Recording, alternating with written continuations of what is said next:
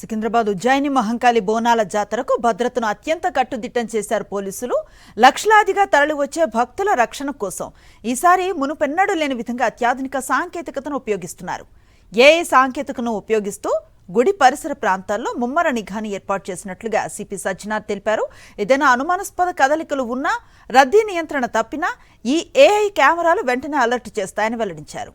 VIP భద్రతతో పాటు సామాన్య భక్తులకు ఎలాంటి అసౌకర్యం కలగకుండా పోలీసు యంత్రాంగం ముమ్మర చర్యలు తీసుకుంటున్నట్లుగా తెలిపారు CP Sajjanar.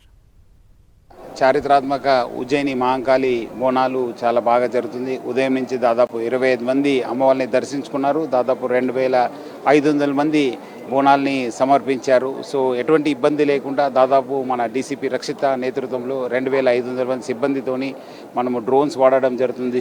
Teams, crime teams కూడా వాడుకొని ఎటువంటి ఇబ్బంది కాకుండా మనం బందోబస్తు చేయడం జరుగుతుంది. మొదటిసారికి మనము ఏఐ టెక్నాలజీ కూడా వాడడం జరుగుతుంది. టెంపుల్కి వచ్చే వాళ్ళు, లైన్లో ఉన్న వాళ్ళందరినీ కూడా మనం మానిటర్ చేయడం జరుగుతుంది.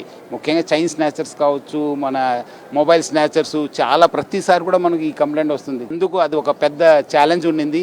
బట్ ఈసారి ఈ ఒక ఎఫ్ఆర్ఎస్ సిస్టమ్ ద్వారా మనము అది అధిగమించగలిగాను.